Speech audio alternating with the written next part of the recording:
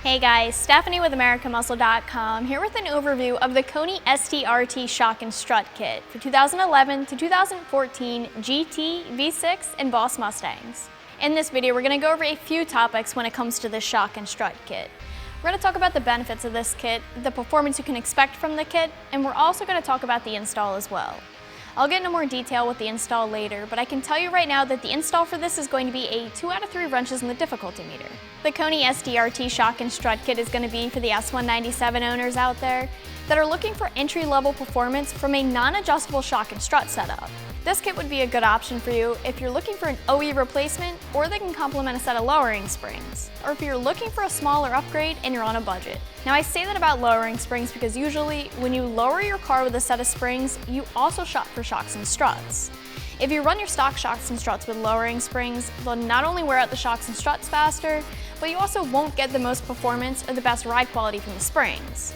Shocks and struts like the STR.Ts here are more capable of working better with the lowering spring because they're designed to work with a firmer spring rate and lowered ride height.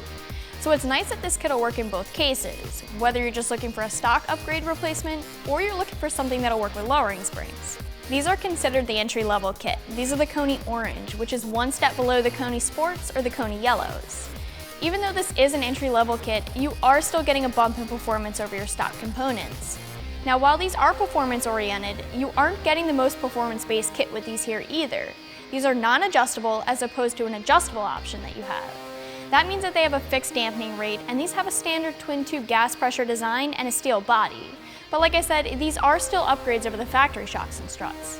When it comes to price, you're looking at spending just south of $500 for this kit. Now, if you're just looking for a basic set of shocks and struts and you're really on a budget, there are some other options on the site that are even less expensive, but just note that the KONIs here have been around for decades, so they're tested, proven, and reliable. The install here is going to be your normal shock and strut install that should take about 4 hours to complete, and I'm going to call this a 2 out of 3 wrenches on the scale. You need a spring compressor, and a lift would help you out here as well, but the job can be done with the jack and jack stands. You're going to need to get down to the spring and strut assemblies, so everything like the wheels, the brakes, the ABS lines will need to be moved out of the way so you can pull the assemblies out of the car. A spring compressor will help you remove the spring from the strut and install the new front struts, which install the same way that the factory struts came out. The install is the same for both sides. The rear is where things are a little bit different, but it's nothing crazy here. Just like the front, the rear springs and shocks install the same way that they were uninstalled, no surprises here. Once that's done, you can bolt everything back up and you're ready to go. Wrapping things up here with the KONI STR.T Shock and Strut Kit. This is KONI's entry-level kit, but it's still going to offer performance benefits over the factory components. This can work as a factory upgrade replacement, or it'll work with a set of lowering springs to give you better handling performance.